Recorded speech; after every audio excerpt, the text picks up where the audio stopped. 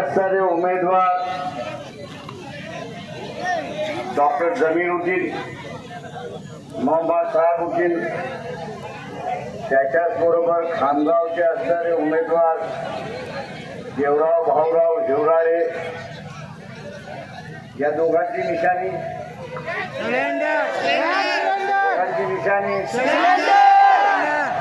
दोघांची निशाणी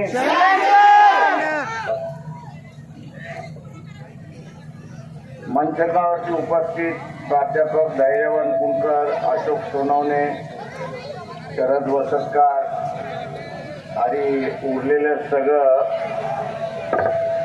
ज्येष्ठ आणि प्रतिष्ठित मंडळी, बंधूंनो, भगिनींनो आणि बालमित्रांनो,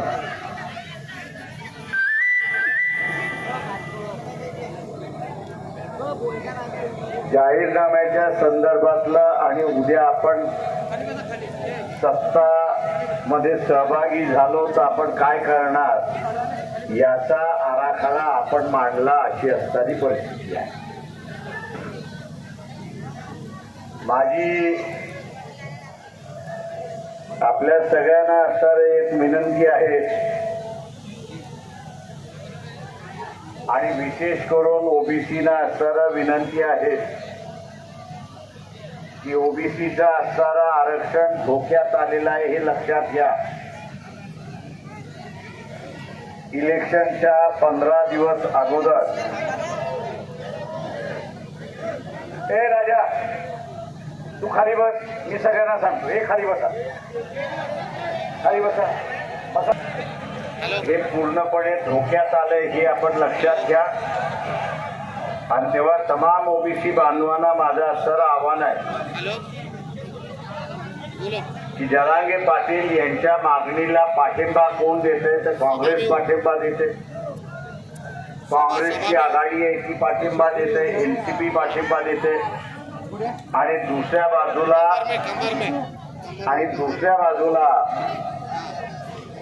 भारतीय जनता पक्ष जो आहे तोही जरांगे पाटील यांच्या असणाऱ्या मागणीला त्या ठिकाणी पाठिंबा देतोय. वंचित बहुजन आघाडी हा एकमेव पक्ष आहे की जो असं म्हणतोय की मराठ्यांना आरक्षण द्या, आमचं त्याच्याबद्दल दुमत नाही, पण ओबीसीतून आरक्षण मराठा समाजाला मिळता कामा नये, कारण ते टिकणारं नाही, अशी असणारी परिस्थिती आहे.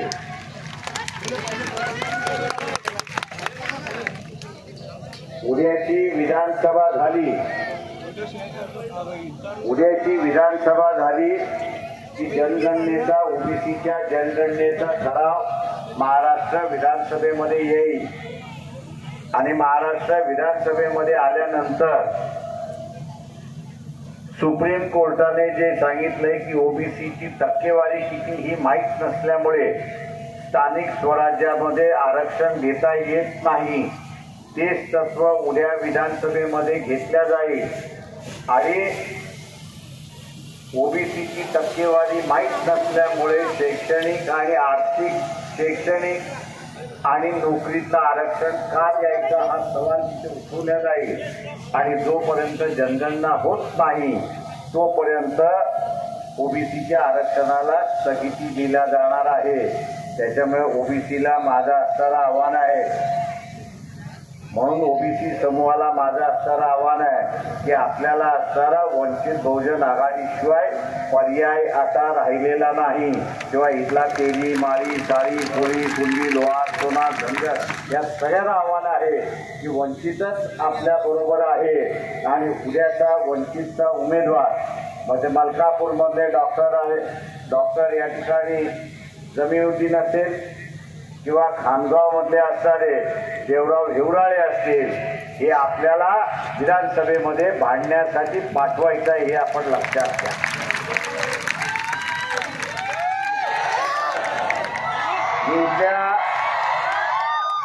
मी इथल्या मुस्लिम बांधवांना आवाहन करतोय,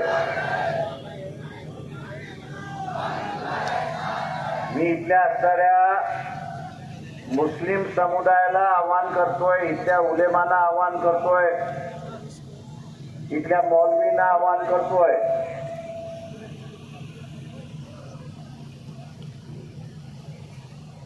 एनआरसीचा प्रश्न आला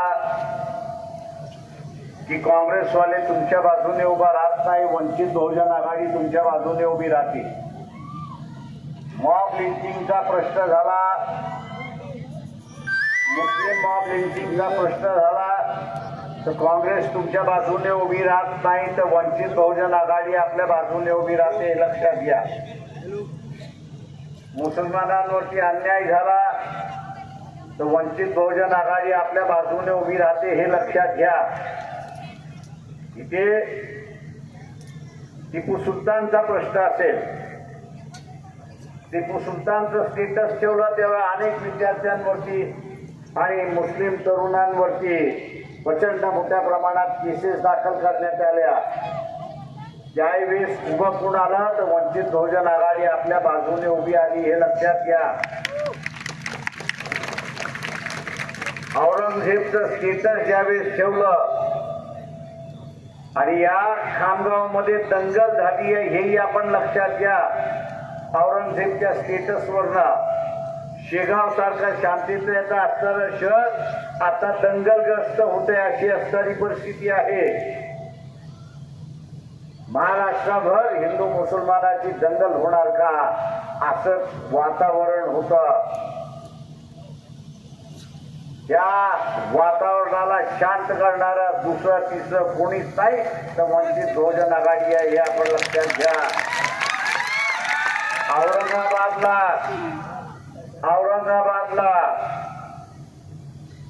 औरंगजेबाची जी कबर आहे त्या औरंगजेबाच्या कबरवरती वंचित बहुजन आघाडीचे पदाधिकारी चादर चढवायला गेले.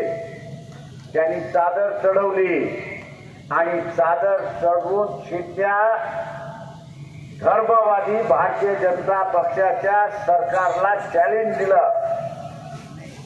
धर्मवादी भारतीय जनता पक्षाच्या सरकारला चॅलेंज केलंय, आम्ही चादर चढवून आलेलो आहे, हिम्मत असेल तर आमच्यावरती केसेस दाखल करून दाखवा.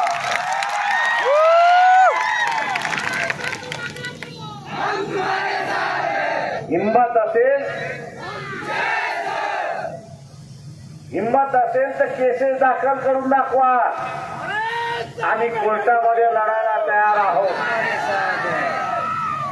टिपू सुलतान काय, शिवाजी महाराज काय किंवा औरंगजेब काय या मातीमध्ये जन्मलेले आहेत आणि म्हणून ते या मातीचे पुत्र आहेत, हे आपण लक्षात घ्या.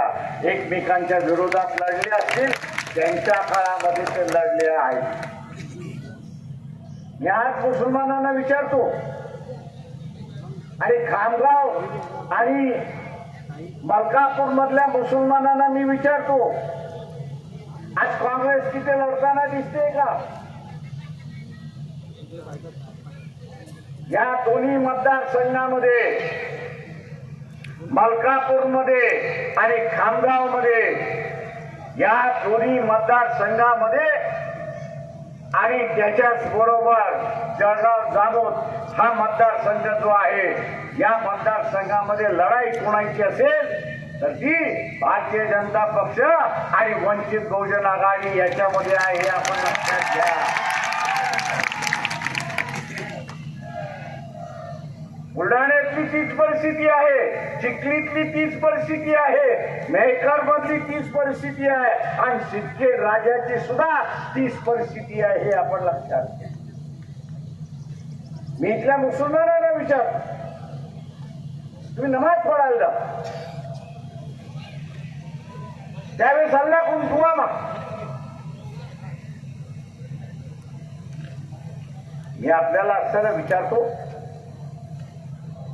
ती निपुण शर्मा नावाची असणारी एक महिला